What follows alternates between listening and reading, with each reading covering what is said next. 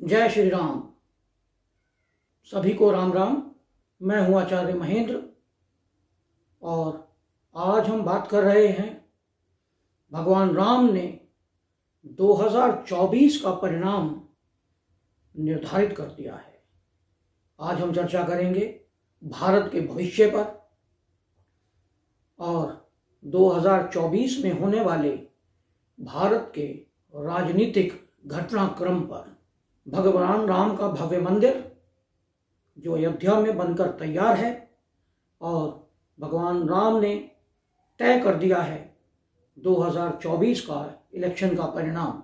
550 वर्षों के पश्चात वह शुभ घड़ी आ ही गई जब 22 जनवरी 2024 को दोपहर 12:29 और 8 सेकंड पर भगवान राम की प्राण प्रतिष्ठा की जाएगी। भारत भगवान ने एक योगी को चुना और भारत में धीरे धीरे सनातन जागना शुरू हो गया। एक समय था जब सोमनाथ मंदिर के जीर्णोद्धार पर तत्कालीन प्रधानमंत्री जवाहरलाल नेहरू ने सोमनाथ मंदिर जाने के लिए सरदार वल्लभ भाई पटेल को मना कर दिया था। वह भी एक समय था और अब एक समय है जब भारत के प्रधानमंत्री स्वयं भगवान राम के भव्य मंदिर का उद्घाटन स्वयं करने जा रहे हैं। मंदिर का विरोध शुरू से चलता आ रहा है और कुछ राजनीतिक दल जो मंदिर के विरोध में निरंतर लगे रहे। कांग्रेस ने 26 वकील उतार दिए सुप्रीम कोर्ट के अंदर भगवान राम के मंदिर के विरोध में, ताकि मंदिर का विरोध चलता रहे और मंदिर नहीं बन पाए। अचानक 2014 में भारत की जनता जागी और उन्हें एक सनातनी नेता मिल गया जिसने धीरे धीरे सनातनियों को जगाना शुरू किया और अर्थव्यवस्था का विकास धीरे धीरे होने लगा।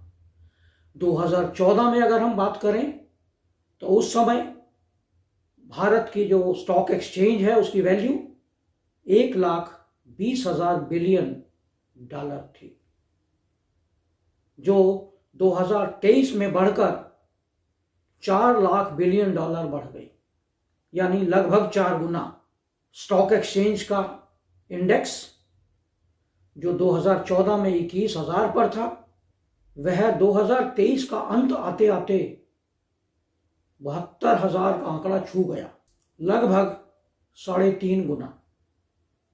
भारत में डीमैट अकाउंट 2014 में 2,18,00,000 थे, जो लोग शेयर में ट्रेडिंग करते थे, शेयर मार्केट में इन्वेस्ट करते थे।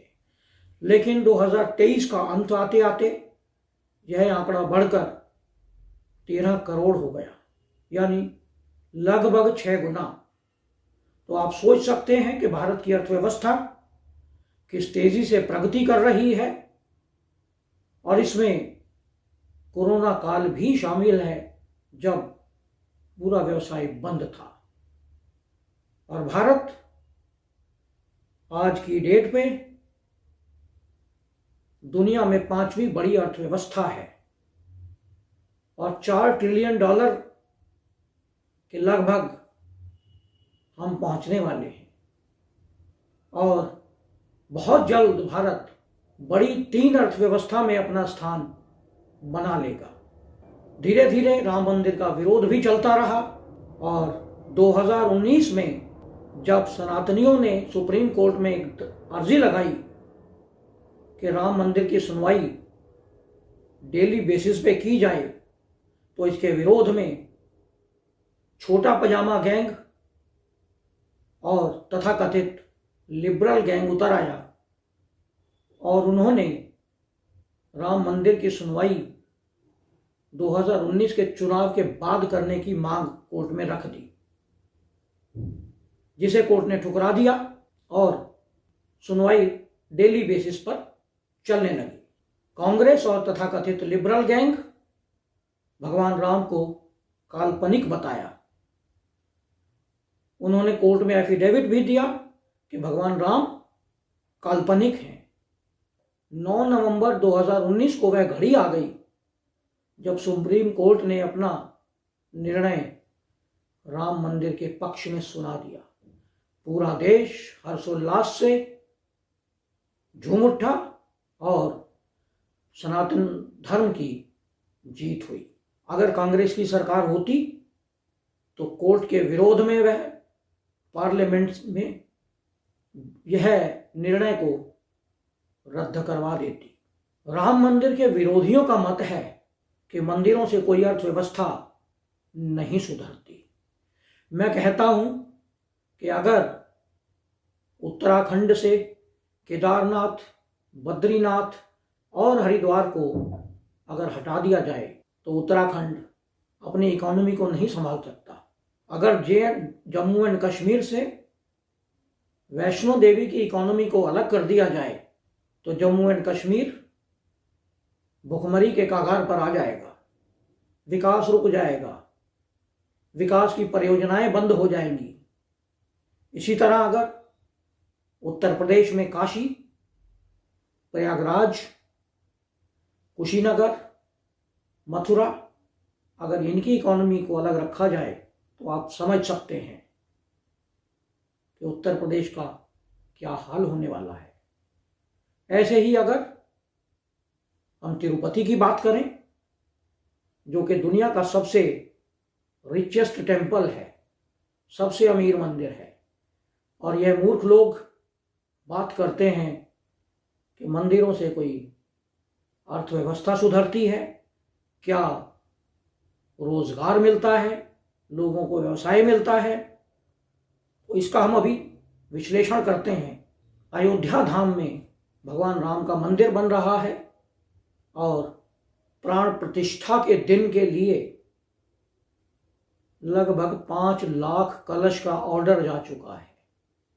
अब आप समझ सकते हैं कि 5 लाख कलश बनाने के लिए क्या रोजगार उत्पन्न नहीं होगा, क्या लोगों को रोजगार नहीं मिलेगा, क्या अर्थव्यवस्था में सुधार नहीं होगा। लोगों की सोच नहीं है। जब मंदिर बनकर तैयार होगा और पब्लिक के लिए उसे खोल दिया जाएगा तो मंदिर के बाहर हजारों लोगों को फूल मालाएं बेचने का रोजगार मिलेगा।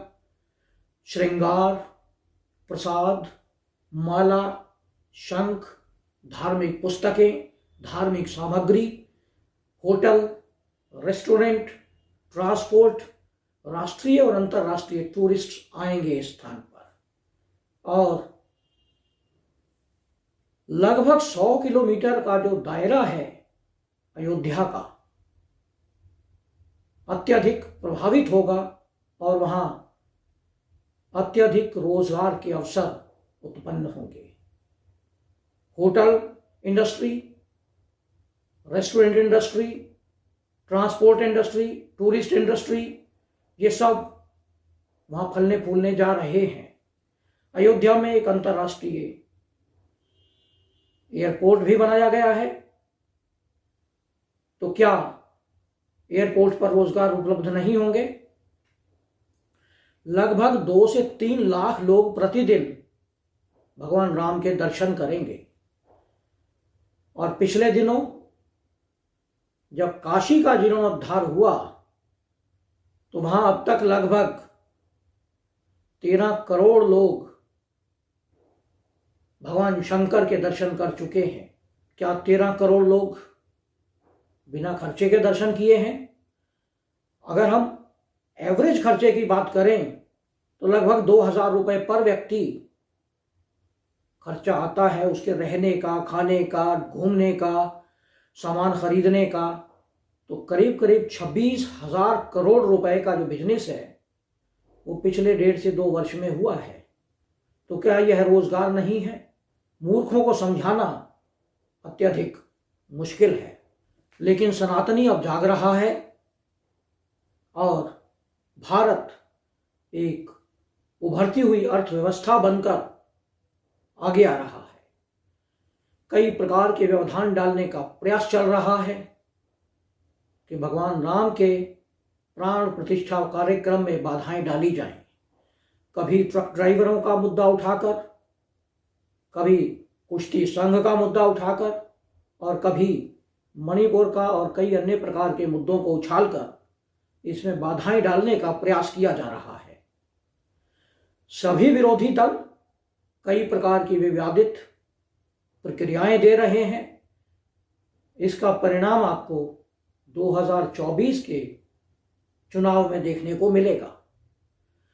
बहुत सारे लोगों को निमंत्रण दिया गया है, विरोधियों को भी निमंत्रण दिया गया है, लेकिन भगवान राम जो भारत के आराध्य देव हैं, मर्यादा पुरुषोत्तम हैं, और बहुत सारे पार्टियों के लोग अभी तक निर्धारित नहीं कर पा रहे कि वह प्राण प्रतिष्ठा प्रोग्राम में जाएं या ना जाएं। अगर जाते हैं तो उनके लिए एक तरफ समस्या है और नहीं जाते हैं तो दूसरी तरफ की समस्या है। वह तुष्टीकरण जिनका करते रहे हैं, अगर जाते हैं तो वहां से समस्या होने वाली है, और अगर नहीं जाते हैं तो सनातनी वोट उनका जाने वाला है। निमंत्रण मिलने के पश्चात भी, निमंत्रण समझिए कि भगवान ने उन्हें अपने दर्शन के लिए निमंत्रित किया है, लेकिन अगर वह लोग निमंत्रण के पश्चात भी अगर भगवान राम के दर्शन करने नहीं जाते हैं तो मेरा मानना है कि वह इस धरती पर बोझ हैं। कोई कहता है मंदिर जाने से क्या होगा, अगर आप बीमार पड़ेंगे तो हॉस्पिटल जाएंगे या मंदिर जाएंगे। यह बिहार के एक मंत्री का बयान है, मैं नाम लेना नहीं चाहूंगा उसका, और मैं यह पूछना चाहूंगा कि जब उन्होंने अपने बच्ची का मुंडन करवाया तो वह तिरुपति क्यों गए? क्यों नहीं उन्होंने किसी गोल टोपी वाले नाई से उसका मुंडन करवा लिया या किसी डॉक्टर से उसका मुंडन करवा लिया? क्यों धार्मिक स्थल पर जाकर उन्होंने उस बच्ची का मुंडन करवाया? यह दोगली राजनीति खेलने वाले लोगों को भगवान राम 2024 के इलेक्शन में निर्णय करने वाले हैं। इनका भगवान राम के मंदिर का मुहूर्त 22 जनवरी 2024 दोपहर 12:29 और 8 सेकंड से 84 सेकंड्स के लिए मुहूर्त है। शुक्ल पक्ष द्वादशी है उस दिन, और कर्म द्वादशी है। इस दिन भगवान विष्णु ने कूर्म अवतार लिया था। उसी समय सर्वार्थ सिद्धि योग, अमृत सिद्धि योग और साथ में अभिजीत मुहूर्त भी है। तो ये सभी को ध्यान में रखते हुए मुहूर्त निकाला गया है। मुहूर्त का विश्लेषण हम इससे पहले वाली वीडियो में कर चुके हैं कि मुहूर्त का भारत की राजनीतिक और भारत की अर्थव्यवस्था पर कैसा प्रभाव पड़ेगा। उस वीडियो का लिंक हम डिस्क्रिप्शन बॉक्स में देने जा रहे हैं, उसे आप देखें। छोटा पजामा गैंग और तथाकथित लिबरल गैंग षड्यंत्र कर रहा है, लेकिन इधर राम का मंदिर बनकर तैयार है, और राम के मंदिर के बाद अब मथुरा की बारी है। भारत धीरे धीरे अपने लक्ष्य की ओर बढ़ रहा है। 2024 में जो ग्रहों की स्थिति है वह बताती है कि कई प्रकार की अप्रिय घटनाएं आपको देखने को मिलेंगी, दंगे फसाद देखने को मिलेंगे। यह अपोजिशन गैंग, कुछ विरोधी पार्टियां जो देश की स्थिति को खराब करने का प्रयास करेंगी, लेकिन उसके पश्चात भी निश्चित रूप से भारत हिंदू राष्ट्र बनकर उभरेगा। ये एनालिसिस है मेरा। भारत की भगवान राम की प्राण प्रतिष्ठा की कुंडली देखकर, भारत की कुंडली देखकर, भारत के प्रधानमंत्री की कुंडली देखकर, उनकी दशाएं देखकर, क्योंकि भारत की कुंडली में अभी चंद्रमा में शुक्र की दशा चल रही है। और जब चंद्रमा में सूर्य की दशा आएगी तो उस समय सरकार बहुत बड़े बड़े निर्णय लेगी।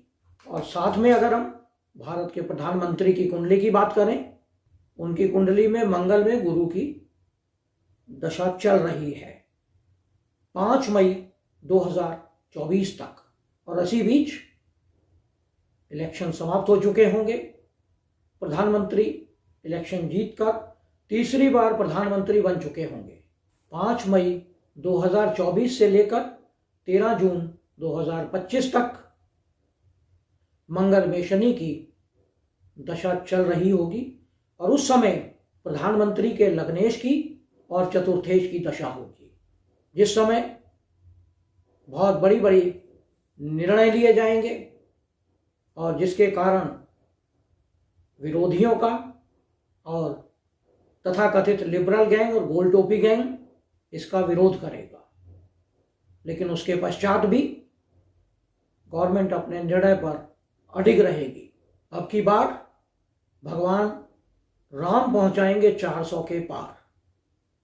मंदिर के लिए 13 करोड़ लोगों ने योगदान दिया है। भारत में कुल वोटर 92 करोड़ 50 लाख यानी 92.5 करोड़ वोटर हैं, और 13 करोड़ लोगों ने मंदिर के लिए योगदान दिया है। और अगर इसके 13 करोड़ लोगों के साथ दो लोग केवल 2 लोग उनकी फैमिली के जुड़े हों तो 13 करोड़ और 26 करोड़ 39 करोड़ नंबर बनता है। क्या यह सनातनी सभी सनातन धर्म के प्रचार प्रसार और प्रगति के लिए वोट नहीं करेंगे? मैं मानता हूं निश्चित रूप से करेंगे। और भारतीय जनता पार्टी का लक्ष्य है कि चुनाव से पहले पहले प्रत्येक लोकसभा से या डिस्ट्रिक्ट से 5,000 लोगों को भगवान राम के दर्शन कराने हैं। तो इस प्रकार लगभग 27 लाख और 20,000 लोग भगवान राम के दर्शन करेंगे। और अगर उनकी फैमिली के 2 से 3 लोग और जुड़ते हैं तो लगभग 1.5 करोड़ नंबर बनकर आता है। और महिलाएं हैं, राम भक्त हैं, तो अगर हम कुल मिलाकर बात करें तो 50% वोट के लिए भारतीय जनता पार्टी को लगभग 41-42 करोड़ वोट चाहिए। और अगर 41-42 करोड़ वोट यानी 50% वोटिंग बीजेपी की फेवर में हो जाती है तो निश्चित रूप से यह आंकड़ा 400 के पार जाने वाला है। और 400 का आंकड़ा छूने के पश्चात निश्चित रूप से भारत अपने अखंड स्वरूप की ओर अग्रसर होगा। अयोध्या धाम अखंड भारत का केंद्र बनेगा और आने वाले समय में इसी वर्ष पाक ऑक्युपाइड कश्मीर भारत का अभिन्न अंग बनेगा। यह एनालिसिस है कुंडली के आधार पर, और कुछ समय के पश्चात कुछ और देश जो भारत से अलग हो चुके हैं भारत में विलय का आग्रह करेंगे। भारत फोर्सफुली नहीं करेगा, वह स्वयं आग्रह करेंगे भारत में मिलने का। तो यह था विश्लेषण। भगवान राम जो 2024 के इलेक्शन पर अपना परिणाम निर्धारित कर चुके हैं। यह विश्लेषण आपको कैसा लगा इस पे कमेंट करें। यदि आपने हमारे चैनल को सब्सक्राइब नहीं किया है तो इसे सब्सक्राइब करें, साथ में नोटिफिकेशन बेल को अवश्य दबाएं, जिससे आने वाले सभी वीडियो आपको मिलते रहें। जय श्री राम।